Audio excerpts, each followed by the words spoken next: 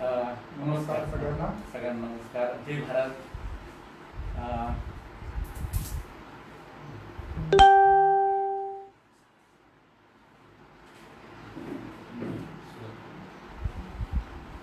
सर्वांना नमस्कार. जय भारत.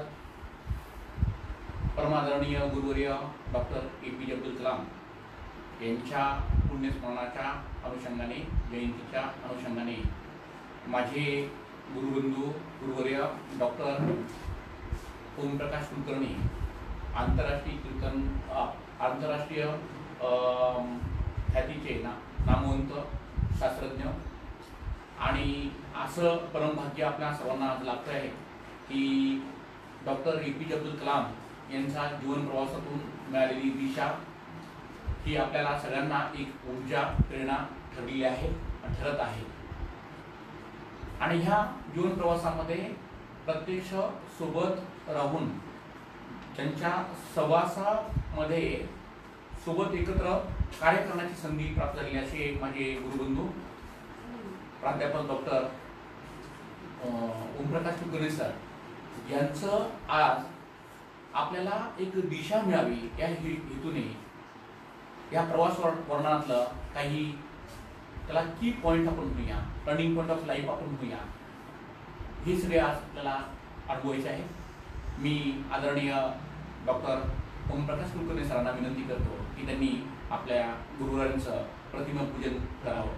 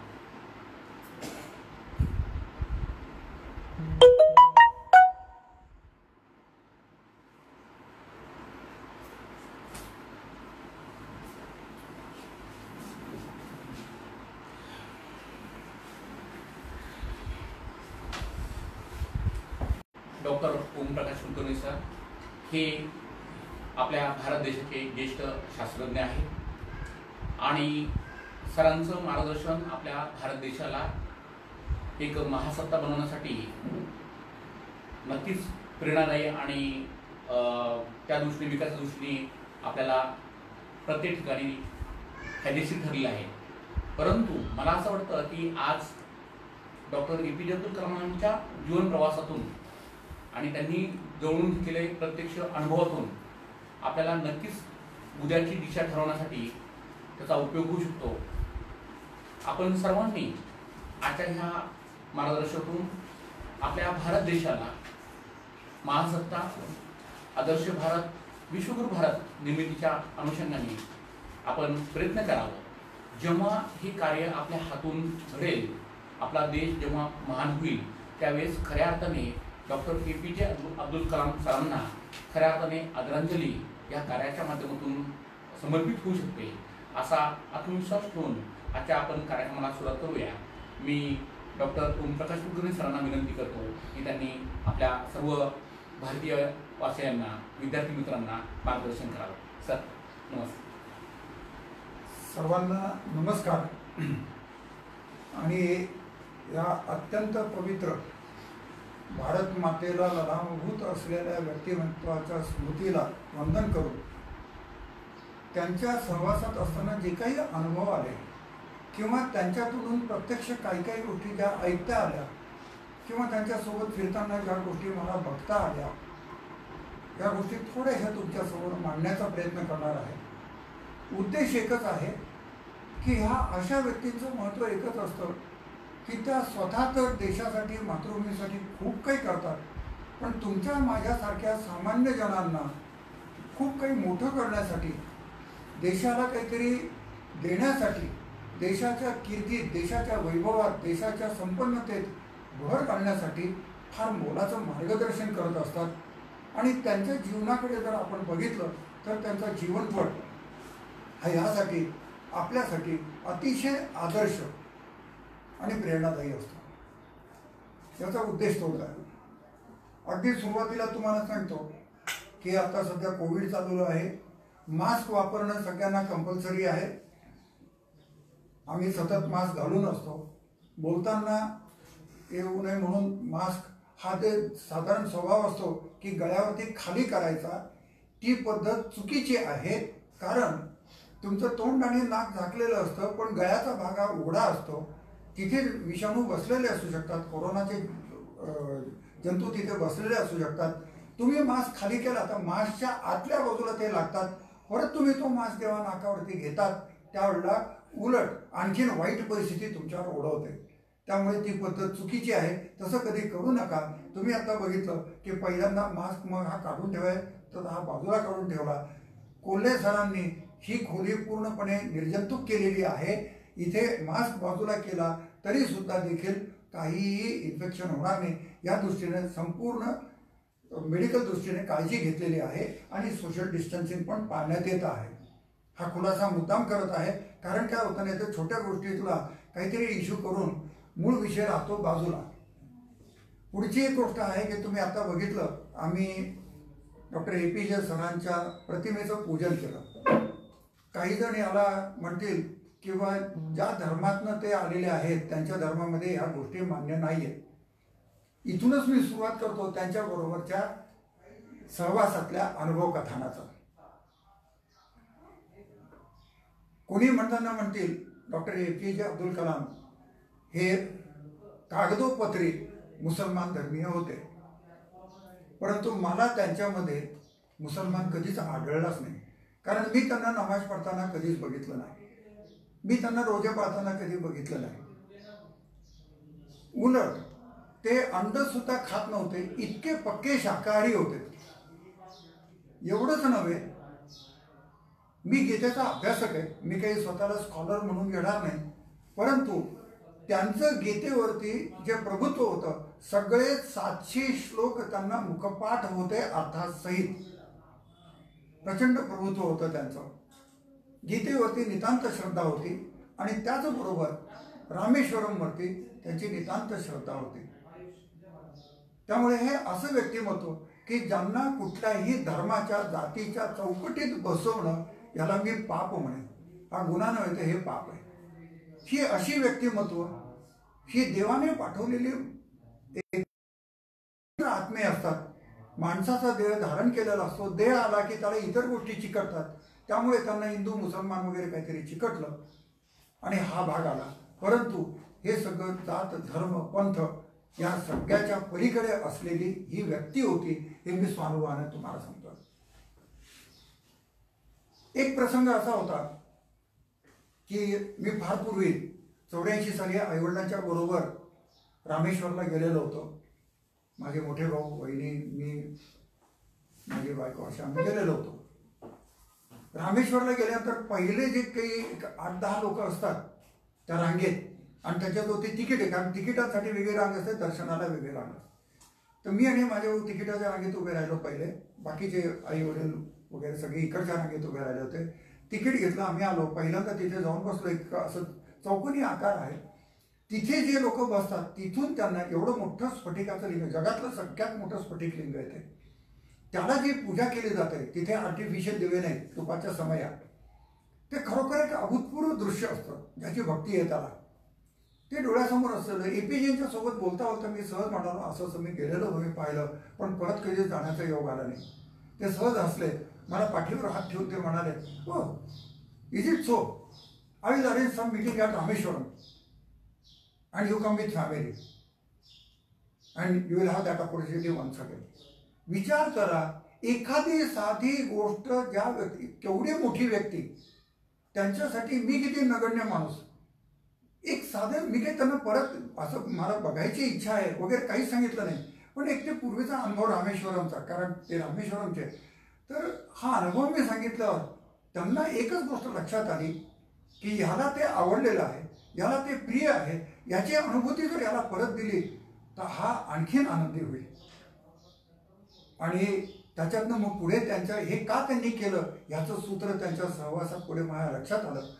ते नेहमी म्हणत असे, एखाद्या माणसाला मानसिकदृष्ट्या, शारीरिकदृष्ट्या, वातावरणदृष्ट्या, त्याच्या बाकीच्या इन्फ्रास्ट्रक्चरच्या दृष्टीने, मग त्याच्या हाताखालचे त्याच्या वरचे काम करणारे सगळेच आले त्याच्यात, या सर्व दृष्टीने तुम्ही त्याला जर आनंदी ठेवलं तर तो त्याच्या कॅपॅबिलिटीचं बेस्ट आउटपुट देऊ शकतो.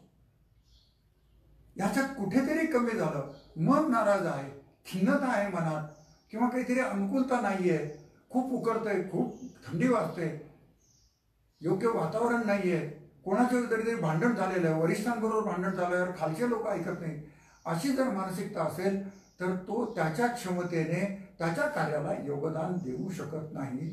इतकं एखादं माणसाचं मन वाचण्याचं कसं कौशल्य ह्या महापुरुषात होतं. आरपार एखाद्याला वाचू शकायचे इतकं त्यांचं होतं. आता ह्याच्यातनं आणखीन एक प्रसंग तुम्हाला सांगतो, जो त्यांच्या सहवास असताना, त्या व्यक्तीचं नाव फक्त सांगत नाही कारण ते अजूनही सरकारी नोकरीत आहेत, ते नुकतेच कामाला लागलेले होते आणि इस्रोचे शेड्यूल जे असतात हे अतिशय टाईट शेड्यूल असतात की तिथे काहीही तुम्हाला नंतर थोड्या वेळाने हा शब्द तिथे नाही, त्यांच्या इथे चालत नाही. म्हणजे एखादी गोष्ट केव्हा केव्हा लागेल तुम्हाला, ही तर उत्तरच असतं, ही मला काल हवी होती. म्हणजे when you want this to be at your dispose, I wanted it yesterday, हे उत्तर तिथलं जनरल असतं. अशा वातावरणामध्ये तिथे कमालीची शिस्तप्रियता असते, तिथे बाकी कशालाच थारा नसतो. हे गृहस्थ तरुण होते, नुकतंच लग्न झालं होतं आणि छोटी 1 वर्षाची त्यांना मुलगी होती. आणि एके दिवशी त्या मुलीचा पहिला वाढदिवस होता. आदल्या दिवशी ह्या आणि बरं ते त्यावेळेला इस्रो हे सगळे जे लोकेशन्स होते इतके दूर होते की तिथे काही वाहतुकीची साधनं नाही, रिक्षा नाही, टांगा नाही, काही वाहतुकीची साधनं मिळणार नाहीत. अंतर एवढं की सायकलवरती जाणं शक्य नाही. आणि सरकारी गाडी मिळायची असेल तर आधी अर्ज करावा लागेल, कारणं वगैरे इथून सगळं केल्यानंतर रितसर सगळे परवानगी वगैरे ती प्रोसिजर पूर्ण केल्यावर तुम्हाला सरकारी गाडी मिळेल. मग तुम्ही तुमच्या कुटुंबासहित जाऊ शकता. मग तुम्हाला काही भाजी आणायची असो का काही दुकानातनं खरेदी करायची असो, ही तिथली परिस्थिती होती. आदल्या दिवशी या नवरा बायकोने विचार केला. बायकोला त्यांनी सांगितलं की मी उद्या 2-3 वाजताच घरी येतो, लवकर येतो, त्याच्यानंतर मी गाडी मागून घेतो, आपण गावात जाऊ आणि सगळं काही घेऊन येऊ आणि उद्या मुलीचा वाढदिवस आपण चांगला साजरा करू. हे सगळं त्यांचं बोलणं झालेलं आहे. दुसऱ्या दिवशी हे कामावरती गेले की ते लवकर गेले. साधं APJ त्यांच्या आधीच हजर होते तिथे. आणि सगळं त्यांना झाल्यानंतर ते संबंध कामाचं डिस्कशन जेव्हा सुरू झालं, त्यांनी सांगितलं ही वस्तू आज इथून संध्याकाळी 7:30 ते 8च्या दरम्यान डिस्पॅच झाली पाहिजे ॲज पर शेड्यूल. आता हे बरंच काम करायचं होतं. ते ह्याच्या मनात एक क्षणभर विचार आला, अरे बापरे, आता हे करायचं तर मला 2-3 वाजता जाणं शक्य नाही आणि मी घरी तर सांगून ठेवलेलं आहे. आणि आता सगळ्यांना तुम्हाला माहिती आहे, बायकोला एखादी गोष्ट सांगितली आणि ती तुम्ही नाही पाळली तर काय अवस्था ओढवते, हे घरोघरचे प्रसंग माहिती आहे. त्यामुळे ते काही जास्त बोलायची गरज नाही आहे. त्यामुळे त्याला तोही धसका बसलेला आणि थोडासा हिरमोड झालेला. आपल्या मुलीचा पहिलाच वाढदिवस आपण साजरा करू शकत नाही म्हणून. एक क्षण, अर्थात तो इतका देशभक्त, इतका कार्याला समर्पित असलेला, एक क्षणभर घडलं. त्याने त्यावेळी yes sir, don't worry, I will see that it is ready before the schedule time. पण APJचं इतकं सूक्ष्म अवलोकन होतं, तिथे मला हनुमंताची आठवण होते. कारण हनुमंत असाच कमालीचा आणि पराकोटीचा मानसशास्त्रज्ञ होता. चेहऱ्यावरची थोडी सुरकुती जरी हल्ली तरी त्याची मानसिकता ओळखू शकेल ही क्षमता हनुमंतात होती. आणि माझ्या बघण्यामध्ये मी ही व्यक्ती पाहिलेली. तेवढ्या थोड्या ह्याच्यात जाणवून सुद्धा दिलं नव्हतं त्याने. पण APJच्या लक्षात आलं काहीतरी गडबड आहे. त्यांनी त्याला विचारलं, any difficulty you have or any inconvenience? No sir, there is no problem, don't worry, the things will go as per schedule. त्यांनी त्याला पाठीवरून हात फिरवला. No, there is something, be free with me, tell me what is the problem. खूप हे केल्यानंतर थोडासा तो बोलला, सर असं असं काल घडलेलं होतं आणि मी पण don't worry, will celebrate that tomorrow. Celebrating the birthday is not important, but the nation's project is very important. That is not going to affect my working. हे तो बोलला खरा. Okay, go ahead. पाठीवर तो पटलं. I appreciate your spirit. God will bless you, don't worry. हा त्या कामाला लागला, झोकून दिलं याने. याला काही वेळेची आठवण नाही, काही नाही. हा स्वतःला विसरून त्या कामामध्ये गुंतलेला होता. संध्याकाळी वेळेच्या आधी जवळजवळ 7:15 ते सगळं रेडी झालं, सगळं लोड झालं आणि आता ते जायला कागदपत्र सगळे तयार होऊन हे झालं. आणि याने परवानगी विचारली आणि त्याप्रमाणे मग हा जवळजवळ थोड्या वेळाने घरी पोहोचला, क्वार्टरवरती पोहोचला. आणि मग मात्र याला सगळं आठवलं की आता घरी गेल्यावरती काय ऑर्केस्ट्रा वाजणार आहे आणि काय आपल्याला सोसावं लागणार आहे, फेस करावं लागणार आहे. मग मात्र या सामान्य मानसिकतेमध्ये आला. पण घरी जेव्हा आला, जे काही ऐकायचं बोलेल ते ऐकून घ्यायचं, ह्या तयारीने तो आला. पण घरात बघतो तो सगळं उत्साहाचं वातावरण, सगळे दिवे लावलेले, हॉल सजवलेला, ती छोटीशी बाहुली मस्तपैकी नवीन फ्रॉक घातलेला गोड दिसत होती, ती नाचत आली, धावत येऊन ह्याला बिलगली. हे सगळं बघितलं ते त्याला काही कळे नाही काय झालं, कसं काय झालं. कारण ह्याला 100% खात्री होती ह्याने स्वतः मागितल्याशिवाय, कुटुंबातल्या कोणी सदस्याने मागितली तर गाडी मिळत नाही, हा नियम आहे. गाडी असल्याशिवाय गावात जाता येत नाही, गावात गेल्याशिवाय हे काही आणता येत नाही आणि हे होऊ शकत नाही. तर काय घडलेलं आहे याला काही कळे ना. याने बायकोला विचारलं काय झालं, हे कसं काय केलं, तू काय केलं होतं, कोण आलं होतं. त्या बायकोने सांगितलं साधारण 11च्या सुमारास स्वतः डॉक्टर APJ डिपार्टमेंटची गाडी घेऊन आले. त्यांनी मुलीला अभिनंदन केलं, मला सांगितलं तुम्ही तयार व्हा, आपण मुलीच्या वाढदिवसाचं साहित्य गावात जाऊन घेऊन येऊ. आम्हाला दोघींना बरोबर घेऊन गेले. आम्ही जे सांगू ती सगळी खरेदी केली त्यांनी आणि आम्हाला क्वार्टरवरती आणून सोडलं. आज हे बोलताना सुद्धा माझ्या डोळ्यात पाणी येतं की आपल्या सहकारी टीम मधल्या माणसाची कौटुंबिक मानसिक अवस्था सुद्धा इतक्या बारकाईने जपणारा हा थोर पुरुष होता. मला जर देश घडवायचा आहे तर त्या देशासाठी काम करणारा प्रत्येक व्यक्ती हा महत्वाचा आहे. ते व्यक्ती महत्वाची आहे, तर त्याची मानसिकता महत्वाची आहे. त्या मानसिकतेमागे त्याची कौटुंबिकता सुद्धा महत्वाची आहे. कौटुंबिक म्हणजे स्वतः संसार न केलेले, स्वतः लग्न न केलेली व्यक्ती इतका सूक्ष्म विचार करू शकते. मला जगाच्या पाठीवर याच्यासारखं दुसरं उदाहरण कुठेच आढळलेलं नाही. एक प्रसंग सांगताना मन गहिवरून येतं, बोलणं अवघड जातं. इतकं मोठं व्यक्तिमत्व, इतकं दुसऱ्याला समजून घेणारं व्यक्तिमत्व आणि त्याला नुसतं समजून घेणार नाही तर त्याला सांभाळणारं, त्याची काळजी करणारं आणि त्याला प्रोत्साहन देणारं हे व्यक्तिमत्व होतं.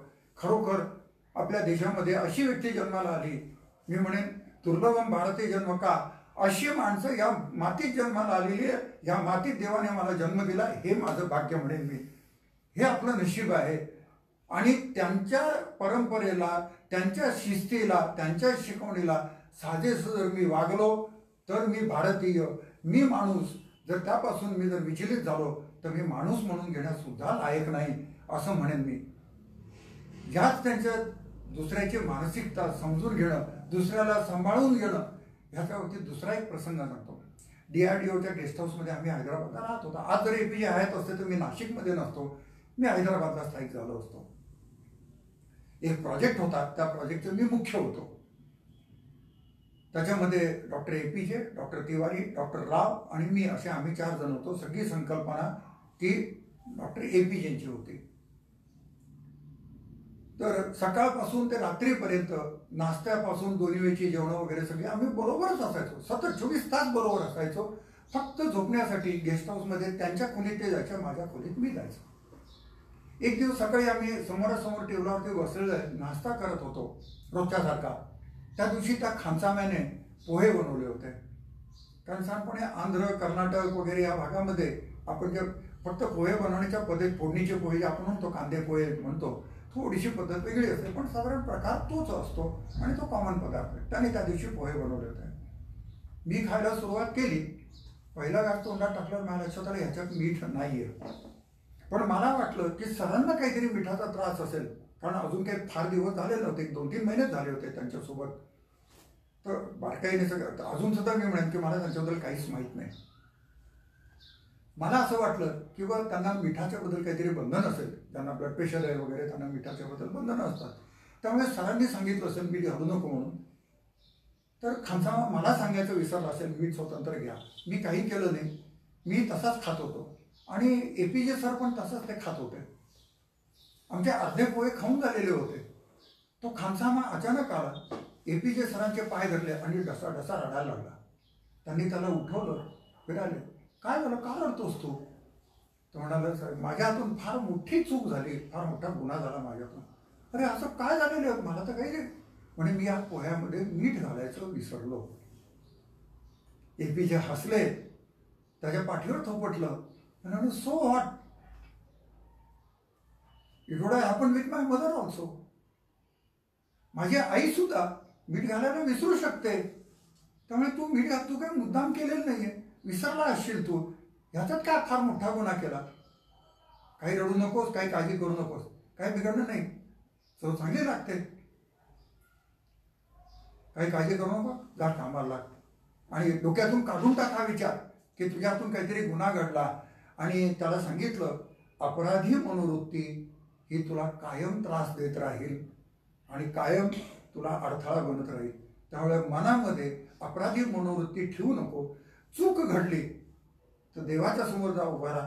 चुकलं म्हणून देवाला सांग, मी तर सामान्य माणूस आहे रे, तू मला का चुकलं म्हणतो, जा देवाला सांग, ही चूक परत करणार नाही म्हण, झालं तू शुद्ध. आणि पुसून टाक पाठी तुझी आणि नव्याने कामाला लाग. विचार करा, भारताचे राष्ट्रपती असलेली व्यक्ती, DRDOचे प्रमुख, इस्रोचे प्रमुख, टायफॅकचे प्रमुख, किती यांचे ते प्रमुख, एवढ्या मोठमोठ्या पदावर त्यांनी काम केलेलं होतं. आता याच्यातनं तुम्ही म्हणाल की असं कसं काय, त्यांच्या EDCच्या लक्षात नाही आलं का? एक या माणसाचं वैशिष्ट्य होतं, प्रोटोकॉल आहे, या पदाची व्यक्ती, त्यांनी पाण्याचा ग्लास आणून ठेवला तरी त्याच्यातलं पाणी कोणीतरी पिऊन बघतं, त्यांचा EDC पिऊन बघतो, मग ते पाणी त्यांना पिता येतं.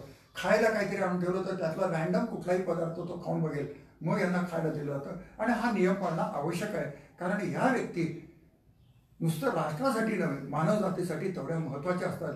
कोण केव्हा काय करेल. लालबहादूर शास्त्रींचं प्रकरण सगळ्याच माहिती आहे की ते ताशकंद फाईल हा सिनेमा ज्यांनी बघितला तो सगळा एक वेगळाच विषय आहे, पण हे कोणाच्याही बाबतीत घडू शकतं. म्हणून हा प्रोटोकॉल पाळला जातो, तो योग्य आहे, तो पाळलाही गेला पाहिजे. आज सुद्धा जे आपले पंतप्रधान याच्यावरती ही दक्षता घेणं गरजेचं आहे, कारण त्या व्यक्तींचं जगणं हे तुमच्या माझ्यासाठी नसतं, देशासाठी असतं, पिढ्यांसाठी असतं, मानवतेसाठी असतं. पण APJ ते त्यांना ही गोष्ट आवडायची नाही. ते म्हणायचे माझ्यासाठी जो अन्न शिजवतोय तो माणूस आहे, तो मला काही विष घालणार नाही, हा माणुसकीचा अपमान आहे. त्यामुळे ते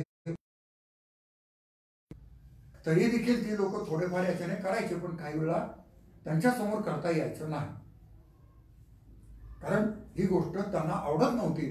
माणसाने माणसाचा अपमान करणं, माणसाने माणसावर अविश्वास दाखवणं हा कलंक आहे असं ते मी म्हणत असे. हा इतका स्वच्छ अंतःकरणाचा, निर्मळ अंतःकरणाचा, एक पारदर्शी विचार आणि पारदर्शी मन असलेले हे व्यक्तिमत्व होतं की ह्या गोष्टी कुठे पुस्तकात नाही किंवा कुठे त्यांच्याबद्दल लिहून छापून आलेलं नाहीये. एक आगळं वेगळं व्यक्तिमत्व होतं. एका खानसाम्याला इतक्या विश्वास ते देतात आणि अपराधी मनोवृत्ती काढून टाक म्हणून. आता मी हातातले जे बोलतोय याच्यातले वाक्य तुम्ही लक्षात घ्या. या एक एक गोष्टी आपल्या जीवनात आपल्याला अंगीकारायच्या. आणखीन एक प्रसंग असा घडला, असं एक 3-4 महिन्यानंतरचा प्रसंग आहे, ते 2-3 महिने झाले असतील. आम्ही खूप सकाळपासून एका समस्येमागे डोकंफोड करत होतो, पण काही ते समस्या सुटत नव्हती. आम्ही परत गोल गोल फिरत होतो बुद्धिशीलते ह्याच्यात. आम्ही दोघंही प्रयत्न करतो, दोघंच जण आम्ही बसलेलो, जसे आता कोले सर आणि मी शेजारी बसलोय असे आम्ही बसलेलो होतो. कंटाळून जाईल इतकं प्रकार होता. APJ अचानक म्हणाले, मला उजिके म्हणायचे. त्या उजिके, कमॉन लेट्स रिलॅक्स. आता रिलॅक्स म्हणजे मला वाटलं की बघ त्यांना थकवा वाटला असेल, कारण माझ्यापेक्षा वयाने ते खूप मोठे होते, त्यांना थकवा आला असेल. ते जाऊन खोलीत आराम करायची इच्छा असेल. Okay sir.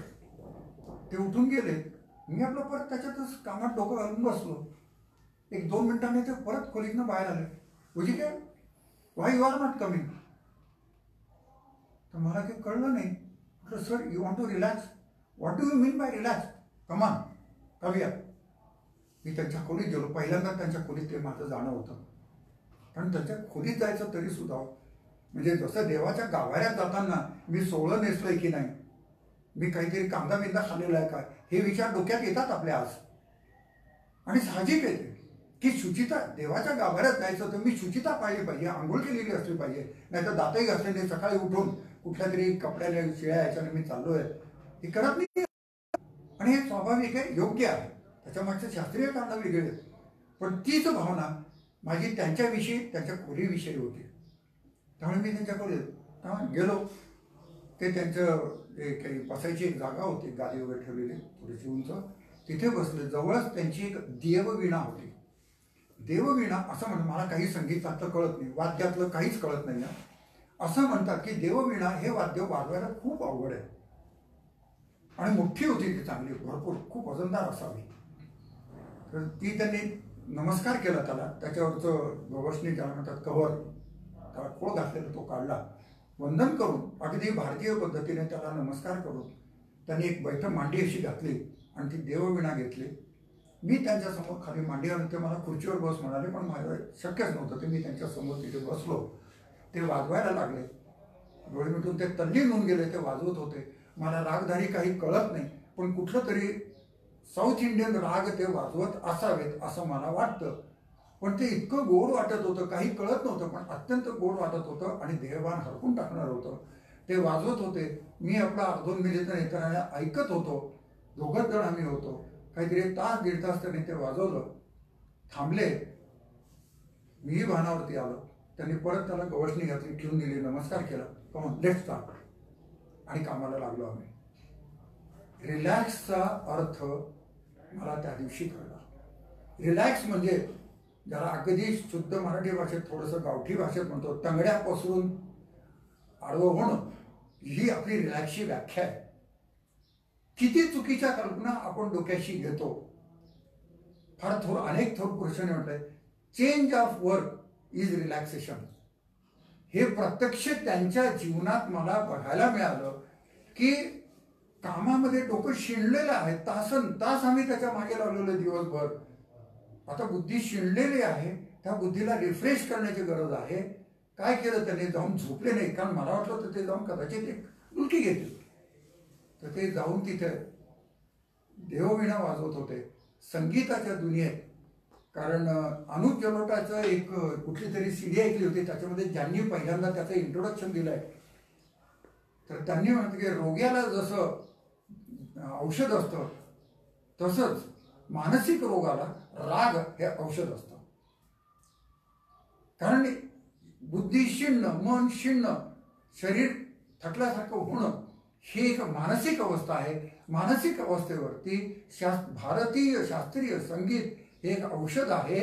हे मला प्रत्यक्ष अनुभवाने त्या दिवशी त्यांच्याकडनं अनुभवायला मिळालं. शिकायला मिळालं असं म्हणणार नाही, कारण मी काही शिकणं तरी फार अवघड गोष्ट आहे, फार वरची पाहिली. पण हे मला तिथे अनुभवायला मिळालं. आणि परत कामाला लागले. रात्रीपर्यंत आम्ही बसलो आणि तो प्रश्न आम्ही सोडवला. आणि मला वाटतं आजच्या तरुण पिढीने, विशेष करून विद्यार्थ्यांनी, का सगळ्यांनीच, अगदी कोणी कुठल्या वयाचे असेना, शिक्षक असो, विद्यार्थी असो, व्यावसायिक असो, दुकानदार असो, कारखानदार असो, संशोधक असो, प्रत्येकासाठी हा विचार महत्त्वाचा आहे की रिलॅक्स होणं. कारण एक गोष्ट नेहमीच जाणवते, मला जर गरज पडली तर मी सरांकडनं 10 रुपये उसने घेऊ शकतो, 10 लाख उसने घेऊ शकतो, त्यांना परत करू शकतो, देणं घेणं होऊ शकतं. पण मला दिवसाचे 24 तास कमी पडतायत, सर मला एक 10 मिनिटं उधार द्याल का? ते जगात कोणी कोणाला 10 मिनिटं देऊ शकत नाही आणि कोणी घेऊ शकत नाही, कोणी ते परतही करू शकत नाही. कारण वेळ हा प्रकार असा आहे की न कोणी कोणाला देऊ शकतो, न कोणी कोणाकडनं घेऊ शकतो. त्याच्यामुळे माझ्या जवळ असलेलं जे आहे, दिवसाचे फक्त 24 तास आहे. 24 तास गुणले 60 मिनिटं गुणले 60 सेकंद, आणि सेकंदाचे आणखीन भाग करत जाल तर ते आले. आणि आपण जन्माला येतो त्याला लोक म्हणतात आयुष्य किती वर्षाचं आहे. एक मी जसा इंजिनियर आहे तसा वैद्यकीय क्षेत्रात पण ग्रॅज्युएट आहे. त्या ह्याच्याने मी सांगतो, तुमचं माझं आयुष्य हे वर्षाच्या फुटपट्टीवर देवाने ठरवलेलं नसतं. जन्माला आल्यावरती मूल जे पहिलं श्वास घेतं तिथे काउंटर चालू होतो आणि देवाने तो काउंटर सेट केलेला असतो. इतके श्वास हा पृथ्वी तलावरती येणार आहे. शेवटचा श्वास घेतला की मग काही नाही, मग कुठलंही ते कोरोनाची लस तुम्हाला वाचू शकत नाही का पॅरासिटामॉल तुम्हाला वाचू शकत नाही. यमराजाने उठ म्हटलं की ऊ इथे ठ तिथे, एवढंही गॅप आपल्याला मिळत नाही. त्यामुळे प्रत्येक क्षण मोलाचा आहे, प्रत्येक श्वास मोलाचा आहे. हा प्रत्येक श्वास कसा क्रिएटिव्हिटीने वापरायचा आहे, कसा सत्कारने लावायचा आहे, हे जर शिकायचं असेल तर हे त्यांच्या जीवनापासून शिकायला मिळतं. आणि इतक्या समर्पित भावनेने जर मी काम करायला लागलो, माझ्या वेळेचा, माझ्या आयुष्याच्या प्रत्येक श्वासाचा जर सदुपयोग मी करायला लागलो तर निश्चितच त्याचा उपयोग होतो. आणि हे त्यांच्या ह्याच्यानं बघितलं, मी त्यांना कधीही आसावलेलं पाहिलं नाही. त्यांचा उत्साह इतका दुर्दम्य असायचा की खरोखर अगदी 25च्या तरुणाने लाजेने मान खाली घालावे. आशावाद पराकोटीचा. त्यांच्या ह्याच्यात कुठेही बोलण्यात, चेहऱ्यावर, वागण्यात कशातही निराशावाद नसायचा. व्हर्च्युअली किंवा प्रत्यक्ष माझ्या अंदाजाने ते दर महिन्याला 50,000 विद्यार्थ्यांच्या बरोबर तरी इंटरॅक्शन करायचे. 25,000 असतील, 50,000 असतील, ते मोजणं मला अवघड होतं. पण फार मोठ्या संख्येने विद्यार्थ्यांबरोबर ते इंटरॅक्ट करायचे. अगदी एखाद्या छोट्या मुलीने विचारलेल्या प्रश्नाचं सुद्धा तन्मयतेने ते उत्तर द्यायचे. मी बघितलेलं एका समारंभाच्या वेळेला त्यांचं व्याख्यान झालं. मुला मुलींचा घोळका होता. एक छोटीशी मुलगी, काहीतरी असेल 7वी 8वी, त्या मुलीने काहीतरी प्रश्न विचारला. आता एपीजेची उंची, त्या मुलीची उंची एवढा फरक. एपीजे वाकून त्या मुलीला डोक्यावरती हात ठेवतात आणि छान प्रश्न विचारलास म्हणून सांगतात. आणि जवळजवळ 15 ते 20 मिनिटं त्या एका मुलीला तिच्या प्रश्नाचं उत्तर समजून सांगत होते. असाच अनुभव मला गोवारीकर सरांच्या बरोबर सुद्धा आलेला. तेही अशी, कारण ही माणसं थोर असतात. या लोकांचं थोरपण जे असतात ना, त्यांच्या मानसिकतेत, त्यांच्या आचरणात, त्यांच्या जीवनात, त्यांच्या विचारात आणि त्यांच्या उत्साहात प्रत्येक ठिकाणी ते प्रतिबिंबित होत असतं. त्यांना सांगावं लागत नाही की मी मोठा आहे. मोठे सूर्याला सांगावं लागत नाही मी उजेडाने भरलेलो म्हणून. सूर्य आला की उजेड हा येतोच. उजेडाला सूर्याच्या शिवाय थाराच नसतो. तसं ह्या लोकांचं असतं. जे जे काही सद्गुण असतात, जे जे काही प्रेरणादायी गुण असतात, ह्यांच्या आश्रयाने ते राहतात. ह्यांचा सहवास मिळाला, ह्यांचं दर्शन घडलं तर ह्या सगळ्या गोष्टी आपोआपच सूर्याच्या किरणासारखे असतात. हे सगळं त्यांच्यामध्ये समाविष्ट असतं. हे त्यांचं थोरपण असतं. अशाच आणखीन अनेक प्रसंग जे असतात.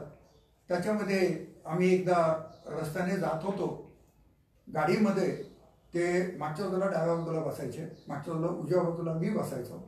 ड्रायव्हरच्या शेजारी एक तर त्यांचा EDC असायचा किंवा PA असायचा साधारणपणे. आणि मागच्या बाजूला आणि पुढे गाड्या असायच्या. तर त्यांच्या प्रोटोकॉलप्रमाणे सगळं ते पाळलं जायचं.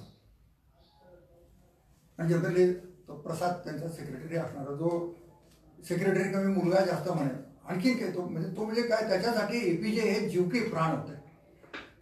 एखाद्याबद्दल समर्पण किती असावं तर त्या सेक्रेटरीमध्ये मी अनुभवलेलं आहे. तर एकदा आम्ही असेच जात होतो. रस्त्याने जाता जाता शेती वगैरे असतात, शेतकऱ्याचे झोपडे दिसतात. ते एका झोपडीवरती असं प्लास्टिक घातलेलं होतं. ते मला असं दाखवलं त्यांनी.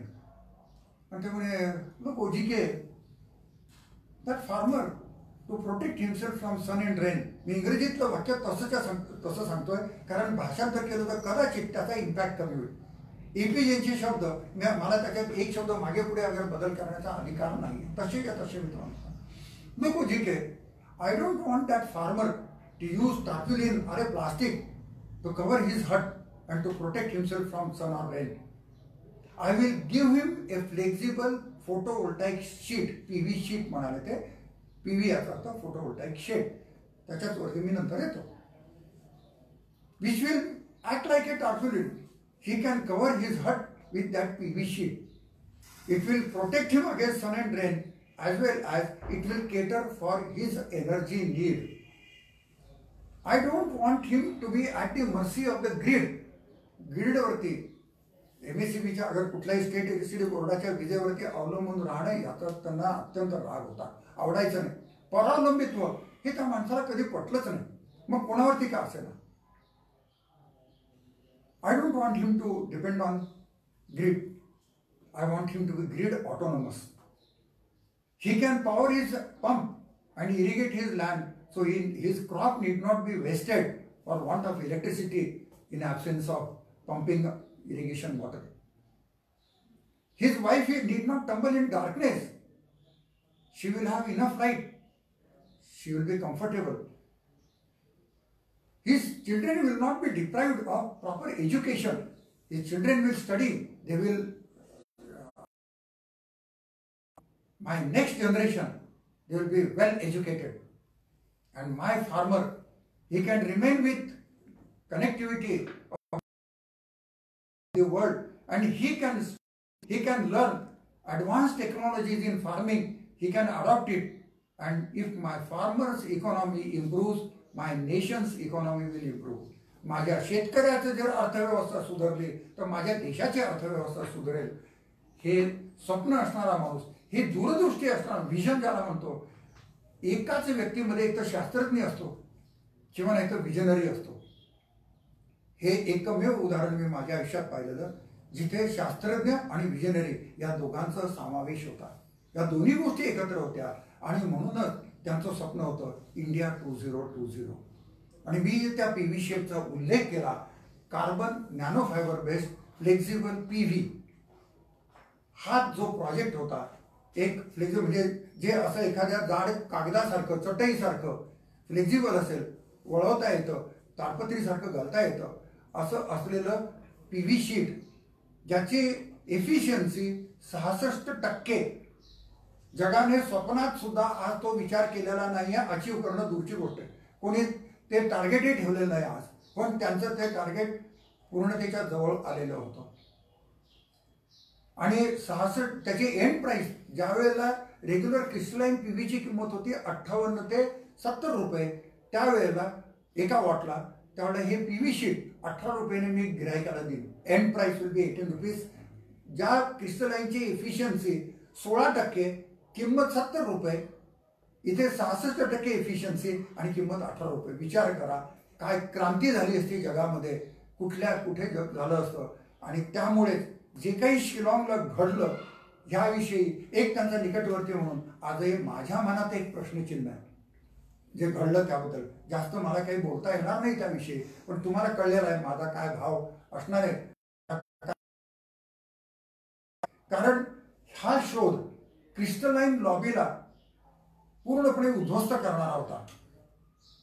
पूर्ण क्रिस्टलाइन लॉबी उद्ध्वस्त झाली असते. त्यामुळे लॉबी काहीही करतात, काही होऊ शकतं. एक वर्षापूर्वी साधारण जाहीर झालं की ज्यावेळेला शास्त्री गेले जानेवारी 66 मध्ये, त्याच वेळेला डॉक्टर होमी भाभा हे आर्सच्या पर्वतामध्ये एअर इंडियाचं विमान कोसळून त्याच्यामध्ये ते गतप्राण झाले असं त्यावेळेला जाहीर झालेलं होतं. शंका होती. मी विद्यार्थी होतो त्यावेळेला, शिकत होतो. मला वाटतं मी प्री डिग्रीला असावं किंवा 11वी मॅट्रिकला असावं, नक्की थोडंसं मला आठवलं. शंका तेव्हापासून मनात होती. हे दोन महत्वाच्या व्यक्ती भारताच्या गेलेल्या आहेत आणि दोन्ही असामान्य व्यक्ती होत्या. आणि गेल्या वर्षी हे रिव्हील झालेलं आहे की त्या एअर इंडियाच्या फ्लाईटमध्ये डॉक्टर भाभा ऑन बोर्ड नव्हते. ती फ्लाईट टेक ऑफ घेण्याच्या आधी भाभांचं अपहरण झालेलं होतं आणि एक देखावा करण्यासाठी म्हणून बळी घेण्यात आला. पायलट पासून सगळ्या क्रूचा बळी घेण्यात आला. आणि हे कोणी केलं असेल, काय केलं असेल, आता इथे जाहीरपणे बोलता येत नाही. आपापलं अटकळ तुम्ही बांधावे. पण ही गोष्ट जाहीर झाली की त्या विमानात भाभा नव्हते. याचं कारण एक होतं की त्यांचं फास्ट ब्रीडर, कारण हे मला डॉक्टर शंकरराव अगदी फॅमिली फ्रेंड, जीव गुरुस्थानी असलेले, पण ते मित्र, लहान भाऊ म्हणा, खूप काळ आम्ही एकत्रच काम करायचो. वसंतराव गोवारीकरांच्या बरोबर पण काम केलं, शंकरराव गोवारीकरांच्या बरोबर पण काम केलं. शंकरराव गोवारीकर PhD झाल्यावर त्यांचा इंटरव्ह्यू डॉक्टर भाभांनी घेतला होता. त्यांना अपॉइंटमेंट ऑर्डर भाभांनी दिली होती आणि भाभांचं जे फास्ट ब्रीडर रिॲक्टर होतं त्याचं प्रत्यक्षात उतरवण्याचं काम डॉक्टर गोवारीकर करत होते. त्यामुळे हे डॉक्टर गोवारीकरांनी मला सांगितलेलं आहे, जगामध्ये जे फ्युजनचे जे टेक्निक आहे त्याच्यामध्ये भरपूर न्यूक्लिअर वेस्ट जनरेट होतं.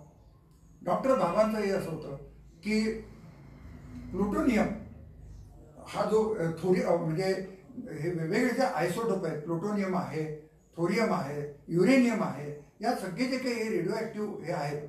आता त्याच्यातलं युरेनियम 235 हे महत्त्वाचं असतं. निसर्गामध्ये 238 आणि 235 104 आयटममध्ये एक 235चा आयटम मिळतो. तो वेगळा काढणं, तांदूळ निवडाचा प्रकार नाही तो. नाही तर बायका लावल्या आणि निवडून काढा असं बसवलं होतं, हे असं नसतं. ती फार किचकट प्रक्रिया आहे ती. आणि हे असे जे वेगळे आहेत त्याला एनरिच्ड युरेनियम म्हणतात. आता हे युरेनियम जेव्हा विघटन होतं, प्लुटोनियम तयार होतं आणि ते पुढे न्यूक्लिअर वेस्टमध्ये परिवर्तित होतं. आणि जे कमी असंच रूपात राहतं, आसपासच्या वातावरण, आसपासच्या वस्तूलाही रेडिओ ॲक्टिव्ह करतं. भाभांची टेक्नॉलॉजी ही होती की त्याच्यातनं ते आपल्या भारतामध्ये थोरियम थोरियमशी रिॲक्ट करून त्याच्यापासून परत U-233 तयार व्हायचं. तेच परत रिसायकल केलं जाईल, परत ते चालू राहील. कमी जनरेट होईल. जे वेस्ट हीट जनरेट होते ते खूप कमी राहील. हे सगळे त्याचे ॲडव्हान्टेज होते. आणि भारत अणुऊर्जामध्ये महासत्ता बनला. आज कोणासमोर हात फ्रान्स, जर्मनी, अमेरिका यांच्यासमोर हात पसरायची गरज नसते पडली. आणि हे अर्थातच इतर देश सहन होणारी गोष्ट नाहीये, साहजिकच. मग याचं मुळावरतीच भागीरावाचा तर तो मुळावर भाव घातला की सगळीच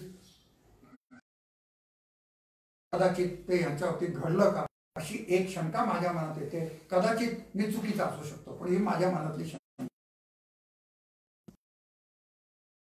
प्रेम होता ना, एक प्रसंग होता. DRDOच्या कॅम्पस केलेला भाग होता, तिथे भिंत बांधून त्याला सिक्युअर करायचं होतं. त्या आर्किटेक्टने सांगितलं काही नाही, याच्या त्या वरच्या बाजूला आपण काचा लावतो. अनेक ठिकाणी बघतो आपण. आमच्या नाशिक रोडला इंडिया सिक्युरिटी प्रेस आहे, ISP आहे, तिथे सुद्धा त्या कंपाऊंडच्या भिंतीच्या वरती काचा खोचलेल्या असतात त्याच्यात, की जेणेकरून कोणी जर त्याच्यावर करायचा प्रयत्न केला कापलं जाईल. त्याने ते सांगितलं आपण तिथे चांगले शार्प स्पेशल काचा घेऊन येऊ टोकदार आणि त्या तिथे खोचू. डॉक्टर APJने थोडेसे ते अपसेट झाले. त्यामुळे नो हे जर तुम्ही तिथे केलं, इंग्रजी, आता हे सगळं संभाषण त्यांचं इंग्रजीत व्हायचं, त्यामुळे तुम्ही जर असं केलं तर त्या भिंतीवरती पक्षी बसू शकणार नाही, कारण पक्षी बसायला गेले तर ते जखमी होते. आणि हे अत्यंत क्रूरतेचं आहे. मला हे चालणार नाही, तुम्ही दुसरी काहीतरी पद्धत अवलंबा. पक्ष्यांशी असा क्रूरपणा करायचा नाहीये. विचार करा, जे जे भेटे भूत ते ते भगवंत जाणावे. तुकाराम महाराजांचं वाक्य आचरणात आणणारा, जीवनात आणणारा आणि प्रत्यक्षात त्याचं आदर्श घालून देणारं हे एक व्यक्तिमत्व होतं. मला फार कमी असे आढळले, किंवा किंबहुना नाही म्हटलं तरी चालेल. किती त्यांच्याबरोबरचे प्रसंग झाले. सर वेळेचं किती बंधन आहे मला सांगा. किती मिनिटं आहेत अजून? बोला. हां, आणखीन एक वैशिष्ट्य होतं, निस्पृहता. एवढा निस्पृह माणूस म्हणजे प्रापंचिक जगात राहणारा, व्यवहारामध्ये असणारा, विज्ञानामध्ये असणारा, सतत कार्यरत असणारा, विज्ञानामध्ये सतत झोकून दिलेला आणि क्रिएटिव्हिटी असलेला माणूस, परंतु निस्पृहता म्हणजे देह जे आहे कार्य करण्यासाठी असलेलं साधन. आपण नेहमी म्हणतो सीतामाईंचे वडील जनक राजा, त्यांचा उल्लेख नेहमी विदेही जनक म्हणून केला जातो, कारण ते राजा होते परंतु आसक्तीपासून मुक्त होते. त्यामुळे त्यांना विदेही म्हटलं जातं. देहाने केलेलं कार्य, कुठे त्या कर्माची बंधनं त्यांना लागू पडत नव्हती, जे गीते. आणि म्हणूनच विदेही जनकाची कन्या सीतामाई वैदेही म्हटलं जातं. वैदेही हे नाव सीतामाईसाठी त्याच्यातून आलेलं आहे. विदेह राधा म्हणजे जनक त्याची मुलगी ती वैदेही. हे उदाहरण रामायणात वाचलेलं, परंतु मी प्रत्यक्षात हे उदाहरण पाहिलेलं. त्यांना एका ठिकाणी एक वस्तू भेट देण्यात आली आणि ते साऊथ इंडियन इडली डोसे वगैरे बनवतात, वेट ग्राइंडर असतो एक माझ्या इकडे. तर ते तिथे गेलेले होते त्या कार्यक्रमासाठी. त्यांना ती वस्तू भेट देण्यात आली. त्यांनी ती भेट घेण्यास नकार दिला आणि मी कुठलीही वस्तू असल्या भेट म्हणून स्वीकारत नाही. नंतर त्यांनी सांगितलं पण मला ही वस्तू माझ्या घरासाठी हवी आहे, पण मी ती विकत घेईन, तुम्ही विकत देणार असाल तर मी घेईन. माझ्याजवळ त्यांनी त्या माणसाला दिलेल्या चेकची फोटोकॉपी, स्कॅन कॉपी. 4,000 आणि काहीतरी रक्कम होती, 4,080 का काहीतरी अशी रक्कम होती. 4,850 4,850 रुपयाचा वैयक्तिक खात्यातला चेक त्याला दिलेला आहे. भेट म्हणून कुठलीही वस्तू न घेणं. आणि एवढी निष्ठुर व्यक्ती माझ्या आयुष्यात मी पाहिलेली नाहीये. ह्याच्या अगदी उलट अत्यंत लोभी असलेले, मिळेल तुम्ही स्वतःहून देतात तेही द्या आणि तेही मला हवं आहे आणखीन मागून घेतील, अशीही माणसं मी पाहिलेली, जवळून पाहिलेली अगदी. त्या दृष्टीने जर बघायला गेलं तर जे संतांचं वर्णन केलं जातं, जी निष्ठुरता आपण म्हणतो, गीतेमध्ये जे सांगितलेलं आहे, नमे कर्माने लिंपती नमे कर्म फलस्पृहा, हे ज्याच्या जीवनात बघायला मिळतं असं हे व्यक्तिमत्व होतं. प्राणीमात्रांबद्दल दया, निस्पृहता, अर्थात याचा अर्थ जे म्हणजे जे गीतेचा श्लोक सगळ्यांना म्हणतात पण तो संदर्भ नीट न वापरताही म्हणत असतात, कर्मण्ये वाधिकर असते मा फलेषु कदाचिन मा कर्म हेतू भूर्वा माते असंगोस्तो कर्मणी. हा तो पूर्ण श्लोक आहे. ह्याचा अर्थ असा आहे, भगवंत अर्जुनाला म्हणतात तुझा कर्म करण्यापुरता आला आहे, फलाबद्दल तू आसक्ती ठेवू नकोस. ह्याच्यातनं मला नाही तर आपण म्हणतो मला काय मिळेल, आता राजकारणात तर माझं काय, तुम्ही कुठे सरकारी खात्यात जा माझं काय, हे जिथे तिथे तुम्हाला ऐकायला मिळतं. ते गीतेला मान्य नाहीये. आणि त्या वचनाप्रमाणे वागणारी ही व्यक्ती होती. पण याचा अर्थ पुढे भगवंत सांगतायत की कर्मण्यवाधिकार असते महाफलेषु कदाचिन महाकर्म फल हेतू, म्हणजे तो तुझा हेतूच नाही. पण त्याच बरोबर मग मला फळ मिळणार नाही, मी कशाला काम करू. तुझ्यामध्ये अकर्मण्यता येऊ देऊ नको. फळाबद्दल आसक्ती नाही, म्हणजे नो रिटर्न्स एक्सपेक्टेड. पण त्यामुळे मी कशाला काय करू, मला काय गरज आहे, काही मिळणार नसेल तर. त्याला अकर्मण्यता म्हटलेलं आहे. ती अकर्मण्यता तुझ्या जीवनात येऊ देऊ नको, हे जे भगवंत सांगतात गीतेत ते ह्या माणसाच्या जीवनात मी प्रत्यक्ष पाहिलेलं आहे. कुठल्याच फळाची अपेक्षा नाही. ही गोष्ट सगळ्यांना ज्ञात आहे की त्यांनी ज्यावेळेला राष्ट्रपती भवन सोडलं, फक्त एक बॅग होती. त्या बॅगमध्ये त्यांचा DRDOचा पोशाख, त्यांचा एक सूट, रोजचे कपडे, एवढंच होतं. इतक्या सर्वोच्च पदावरती राहून फक्त एक बॅग घेऊन राष्ट्रपती भवनाच्या बाहेर पडणारा असा अनासक्त माणूस माझ्या मते या पृथ्वीतलावर आजच्या काळात दुसरा कोणीच नाही. हे या माणसाचं लोकोत्तर स्वरूप होतं. अनेक गोष्टी त्यांच्या जीवनाबद्दल म्हणतात. वेळेचं बंधनही आहे. आयुष्यात येणाऱ्या व्यक्तींच्या बद्दल आत्मीयता कोणाला न विसरणं. साधारणपणे असं असतं की आत्ताच येताना एका व्यक्तीचा बंगला रस्त्यात लागला, तसं वाल्याचा वाल्मिकी झाला म्हणतात ना, तसं तो आमक्याचा आमका झाला. एकेरी ज्याला म्हणायचे, कोणी हाक मारायचे, रस्त्यावरचा माणूस हाक मारताना एकेरी त्याला हाक मारायचा. आज त्याचा राव झाला, आमका आमका राव झाला आणि फार मोठा झाला तो. तर अशा ह्या जगामध्ये त्या पदाला गेल्यावरती तो सगळंच विसरतो. मोठं झाल्यानंतर आपल्या आयुष्यात आपल्या संपर्कात आलेल्या माणसांना विसरणं हे जिथे तिथे पावलोपावली अनुभवायला मिळतं. पण ह्या व्यक्तीच्या बाबतीत दोन प्रसंग फार अद्भुत आहेत. पहिली गोष्ट, त्यांचे भाऊ सुद्धा जर राष्ट्रपती भवनमध्ये आले तर त्यांचा जो काही खर्च असेल तो सरकारी खजिन्यात वैयक्तिक आपल्या उत्पन्नातनं ते जमा करत असत. सरकार दरबारी तो खर्च कधीही त्यांनी टाकला नाही.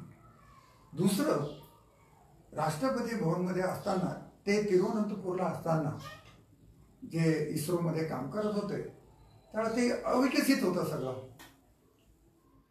आणि यांचं सगळं वेशच साधा, सगळं म्हणजे कधी नायकेचे बूट वापरले नाही किंवा कधी असला माणूसच नाही, हा साधे वापरायचे. तर चांभाराशी संबंध सगळ्यांचाच येतो. तर तिथे एक चांभार नेहमी बसलेला असायचा आणि एक हॉटेलवाला होता. ह्या दोघांशी यांचे नित्य संबंध यायचे वर्षानुवर्ष.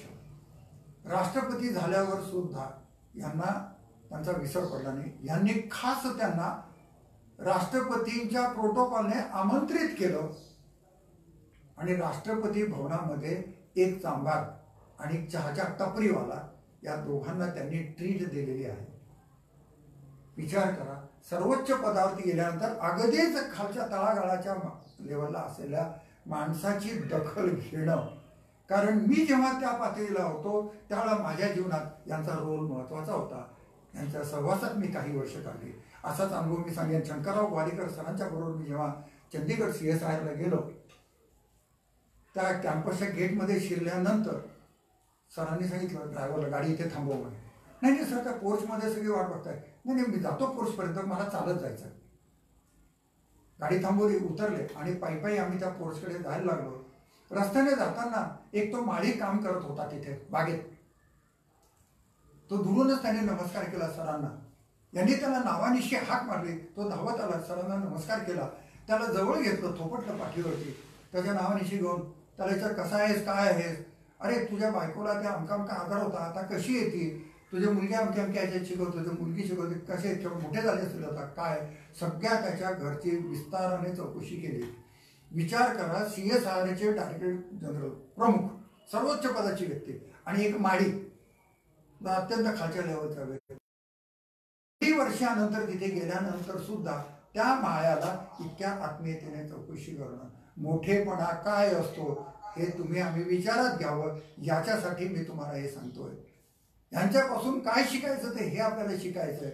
मोठं व्हायचं आहे आपल्याला. याच्यासाठी आपण मोठं होऊ नये असं नाही, पण मोठं झाल्यानंतर आपल्या मोठेपणाच्या प्रवासात जे जे आपल्या सहवासात आलेले असतात ते नाही तेवढे पुढे येऊ शकलं. अनेक कारणं असतात, त्याला अनेक कारणं असतात, पण त्यांना विसरू नये. त्यांना तेवढंच प्रेम द्यावं. ऊत मात नसावा. आता श्रावण महिना चालू आहे, या महिला श्रावणाच्या कहाण्या वाचतात. कहाणीच्या शेवटी दिलं असतो की कहाणी ऐकल्याचं हे फळ, तर वसा घेतल्याचे काय फळ. आणि मग ते म्हणतात उच्छील मागशील, घेतला वसा टाकून देशील. आणि मग ती म्हणते उतत नाही मातत नाही, घेतला वसा टाकत नाही. श्रावणात नेमका श्रावण चालू आहे म्हणून मी तुम्हाला म्हणतोय की उतणार नाही, मातणार नाही. मोठा मी होईन, पण उत्मात न करता माझ्या आयुष्यात जे ज्यांच्या सहवासात मी आलो त्यांना विसरणार नाही. हा मोठेपणा हे यांच्यापासून शिकायचं आहे. ते प्रत्येकाला जाऊन आल्यानंतर, कुठे गेल्यानंतर स्वतःच्या हस्ताक्षराचं पत्र पाठवायचे आणि त्यांना धन्यवाद द्यायचे आणि त्यांना धन्यवाद देऊन त्यांचे आभार मानायचे आणि विशेष गोष्टी त्यांना जे असेल त्याचा उल्लेख करायचे आणि त्यांना प्रोत्साहित करायचे. ही गोष्ट तुम्ही केलेली मला खूप आवडली की जेणेकरून त्यांनी त्याच्यात सातत्य ठेवावं. ही चांगली आहे, ही अशा तऱ्हेने उपयोगाची आहे, हे तुम्ही करत राहा, हे त्यांचं असायचं. विद्यार्थ्यांच्या बाबतीत तर त्यांचं प्रेम विलक्षण होतं, वर्णनातीत होतं. अनेक गोष्टी त्यांनी केल्या आणि या मोठ्या माणसाला सगळ्या जगाने मानवंदना दिलेली आहे की त्यांचा जन्मदिवस जो आहे तो स्टुडंट्स डे म्हणून आंतरराष्ट्रीय पातळीवरती साजरा होतो. 15 ऑक्टोबर जो आहे, 15 सप्टेंबर आपण इंडियन्स डे म्हणून साजरा करतो. 15 ऑक्टोबर जो आहे हा स्टुडंट्स डे म्हणून साजरा होतो. कोण मध्ये मला एका वर्षी पेपरवर आलं की वाचन दिन म्हणून म्हटलेलं त्याला. अरे नका ना असं काहीतरी त्याचं विकृतीकरण करावं. कारण त्यांनी सांगितलं होतं मी गेल्यानंतर जगाने मला राष्ट्रपती म्हणून ओळखू नये, मला शास्त्रज्ञ म्हणून ओळखू नये, मला इतर काही म्हणून ओळखू नये, मला एक शिक्षक आणि मला एक विद्यार्थी म्हणून जगाने ओळखावं. आणि तसं त्यांनी व्हावं, एक चांगला शिक्षक व्हावं, चांगला विद्यार्थी व्हावं, हे त्यांनी माझ्या पश्चात काय जगाने माझ्यापासून घ्यावं ही इच्छा त्यांनी व्यक्त केलेली आहे. निराशा त्यांना कधीच शिवली नाही. आलेल्या समस्येवर मात करणं. आज मी अनेक विद्यार्थ्यांच्या सर मला अंक व्हायचं होतं पण आमची अडचण आहे, अंक व्हायचं आमची अडचण आहे, काय हे असंच आहे. आणि इतका उद्वेग, इतका संताप, इतका आक्रस्ताळेपणे भरलेला असतो. आणि मग यंत्रणेला शिव्या दे, व्यक्तीला शिव्या दे, त्या पद्धतीला शिव्या दे, या असं त्यांचं चालतं. दोष द्यायचे, दुसऱ्याला दोष द्यायचे. विचार करा, या माणसाला एअरफोर्समध्ये पायलट व्हायचं होतं. भौतिक चाचणी काय पार पडली पण उंची कमी पडली त्यांची आणि त्यामुळे ते सिलेक्ट झाले नाही. कदाचित ते पायलट झाले असते ना तर भारताला फक्त पायलट नाही, हा ईश्वरी संकेत होता. मी तुम्हाला प्रत्येकाला म्हणेन, तुमच्या आयुष्यात एखादी संधी हुकली ना तर त्याच्याकडे उद्वेगाने नका पाहू, संतापाने नका पाहू, तिरस्काराने नका पाहू, पण त्याच्याकडे ईश्वरी इच्छा म्हणून बघा. माझ्याच वाटायला का माझ्याशीच लोक असं वागतात, हा एक चीड त्यांच्या जीवनात असते. हे प्रत्येकाच्या जीवनात असतं. पण त्याच्याबद्दल चीड न बाळगता, त्याला अन्याय न समजता ईश्वरी इच्छा समजायची. आणि त्यांनी इस्रोमध्ये प्रवेश केला आणि आज त्यांना मिसाईल मॅन म्हटलं जातं. माणूस चंद्रावर पोहोचला किंवा आज आपलं पोहोचणार आहे, 22 साली आपण माणूस पाठवणार आहोत अंतरिक्षात. पण पहिल्या अटेम्प्टमध्ये आपण चांद्रयान, पहिल्या अटेम्प्टमध्ये मंगळयान हे यशस्वी केलं. इतकं जे घवघवीत यश मिळालं, त्याच्या मागे जे प्रक्षेपणासाठी लागणारं जे काही प्रक्षेपक असतो हे तयार करण्यामध्ये अनेकांचा वाटा आहे. कारण डॉक्टर वसंतराव वारीकरांचा फार मोठा वाटा आहे. मी त्यांच्यासोबत काम केलेलं. घन इंधन डेव्हलप करण्यामध्ये सुरुवातीपासून मी त्यांच्याबरोबर इन्व्हॉल्ड होतो. पण मिसाईल करण्यामध्ये आता तुम्हाला एक सांगतो, चीन प्रभावामध्ये तिथे कारवाया करतोय, खोड्या काढतोय, पण तो जास्त आक्रमक बनू शकत नाही. याला कारण भारताचे स्वयंपूर्ण असलेले प्रक्षेपणास्त्र आहे. लोक म्हणतात इथे आमच्या इथे गरिबी आहे, इथे आमच्या इथे या समस्या आहेत, इथे पैसा कमी पडतोय, ते चांद्रयान मंगळयान याच्यात तुम्ही हजारो करोड बर्बाद करताय, याची काय गरज आहे. एकतर तुम्हाला अंतरिक्षात गेलंच पाहिजे, त्या पंक्तीत तुम्ही नसेल. आता समजा एखादी बाई आहे, सगळे काहीतरी समारंभ आहे, हळदी कुंकू, आता मंगळागौर आहे, समजा उद्या मंगळवार आहे, त्यामुळे श्रावणातला मंगळवार मंगळागौर असतं. त्या ठिकाणी सगळ्या बायका नथ बीत घालून, सगळ्या नटून थटून आलेल्या आहेत, शालू नेसून आलेल्या आहेत.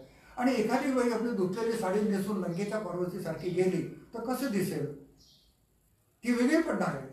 तसं आज सगळं जग अंतरिक्षामध्ये पाऊल ठेवतंय. आम्ही जर अंतरिक्षात काही घेणं देणं नाही आहे म्हणून जर असे तटस्थ वागायला लागलो तर त्या ग्रुपमधून आपण बाहेर टाकले जाऊ. आणि वैज्ञानिक प्रगती जी करायची, भविष्याचा जो वेध घ्यायचा आहे, या गटातनं आपण बाहेर फेकलं जाऊन मागे पडू. आणि दुसऱ्यांचं प्रभुत्व आपल्याला स्वीकारावं लागेल. आपण लाचार होऊ. देश लाचार करायचा नसेल, अंतरिक्षात पाऊल ठेवणं गरजेचं आहे. आणि ते पाऊल ठेवण्यासाठी मिसाईल मॅनने आम्हाला खूप मोठ्या प्रमाणात स्वयंपूर्ण बनवलेलं आहे. चांद्रयान मंगळयान हे म्हणजे कसं असतं, काही गोष्टींसाठी समोर एक दाखवलं जातं, शोकेसमध्ये एक लावलेलं असतं, पण खरं मागे वेगळंच असतं. म्हणजे नेहमी म्हणतात मार्केटिंग डिपार्टमेंट, गमतीने आता तुम्हाला सांगतो, सगळं खूप सिरियस बोलतोय. एक माणूस मेला, त्याचं थोडंसं आयुष्यात पुण्य केलेलं होतं, तर त्याला सांगितलं, मग चित्रगुप्ताने खातं बघितलं, त्याचं सांगितलं, हे बघ तुला नरकात जायचं की स्वर्गात जायचं हे तुझ्या इच्छेवरती आम्ही ठेवलेलं आहे, तुझ्या इच्छेनुसार तू जाऊ शकतो. तो म्हणजे बाबा नरक काय असतो, स्वर्ग काय असतो मला माहीत नाही. तो म्हणजे ठीक आहे, बघ तुझ्याबरोबर एक गाईड देतो, तो तुला फेरफटका मारून आणेल. आता हे गाईड दिला, कोणतं राजू गाईड असेल कोण असेल माहीत नाही. तर तो त्याने ते फेरफटका मारला, त्याने तिथे बघितलं हे नरक आहे. तिथे शो चाललेला होता नरकाचं मार्केटिंग. तिथे सगळं काय, सगळं ऐश होती सगळी, तिथे अगदी मस्त अय्याशी होती सगळी. ते त्याने बघितलं. मग स्वर्गाच्या इथे गेला. स्वर्गाच्या त्याने जो तो स्वतःचं काम स्वतः करतोय, स्वतः हे करतोय वगैरे सगळं. अरे सगळं आयुष्यभर हेच केलं, सगळं स्वतःचं करत बसलो. परत इथे तेच काय करत, त्यापेक्षा हे बरं आहे ना, अय्याशीचं आयुष्य बरं आहे. त्याने आल्यावरती सांगितलं मला नरकात जायचं आहे.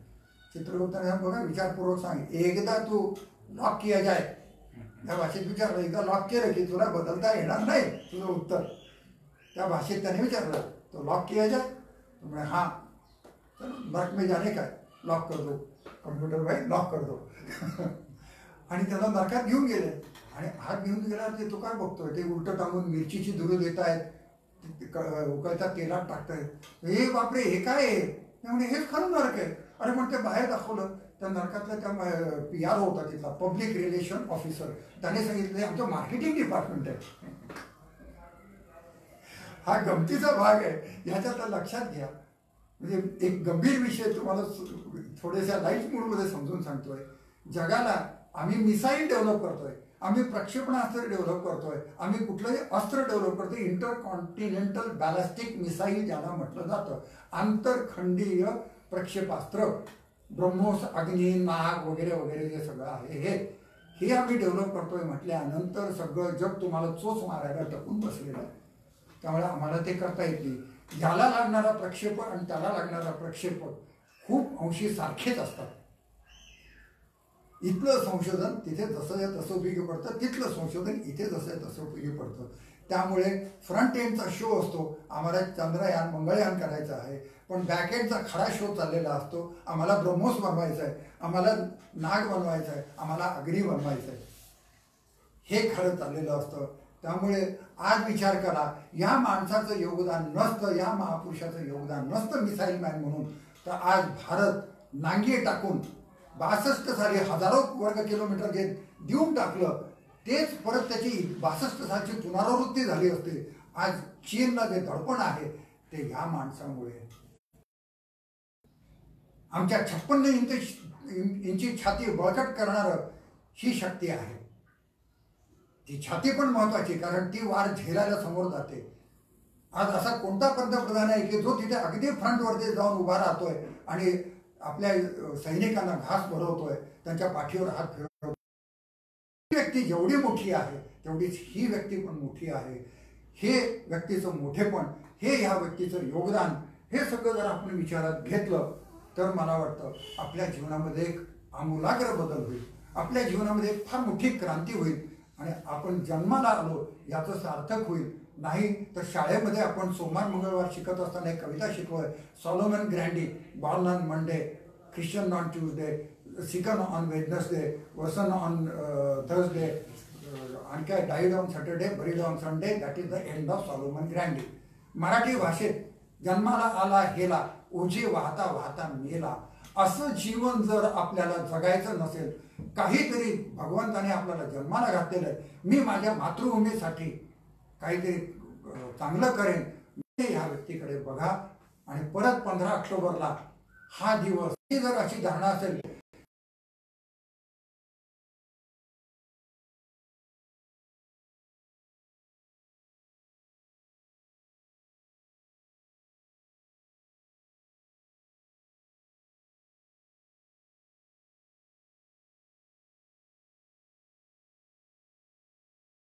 जन्मांतरीची प्रक्रिया असते. विश्वास ठेवा अगर ठेवू नका. Rebirth is universal truth. हा वैश्विक नियम आहे पुनर्जन्म. आणि ह्या पुनर्जन्मामध्ये माझ्या बरोबर आलेलं कौशल्य हे माझं आहे. ते कौशल्य देशासाठी निस्वार्थ भक्तीने वापरणं हीच खरी भक्ती, हीच खरी ईश्वराची अर्चना आहे. हे आपण आज ह्या महापुरुषापासून प्रेरणा घेऊन शिकूया आणि असं आपण जीवन जगूया. हा संकल्प आजच्या दिवशी केला तर खरी ते ह्या आत्म्याला श्रद्धांजली होईल. आणि असा संकल्प आज आपण करूया ही सगळ्यांना विनंती करतो. मी कोल्हे सरांना खूप धन्यवाद देतो की इथे मला आमंत्रित केलं. ह्या महापुरुषाबरोबरचा जो काही कालावधीचा 3-3.5 वर्ष मी व्यतीत घालवले म्हणण्यापेक्षा व्यतीत केले, त्याचं मला पुनस्मरण करण्याचं, कारण तेही एक पुण्य आहे, त्याची मला संधी दिली. खूप धन्यवाद. आभारी आहे सगळ्यांचा. नमस्कार.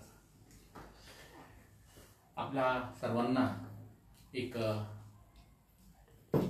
जीवन प्रवासामध्ये दिशादर्शक म्हणून डॉक्टर ओमप्रकाश कुलकर्णी सरांनी जे काही मार्गदर्शन केले आहे, त्या मार्गदर्शनातून आपण सर्वजण जीवन प्रवासामध्ये त्याचा परिपूर्ण कृतित्व पद्धतीने उपयोग करून घेऊया.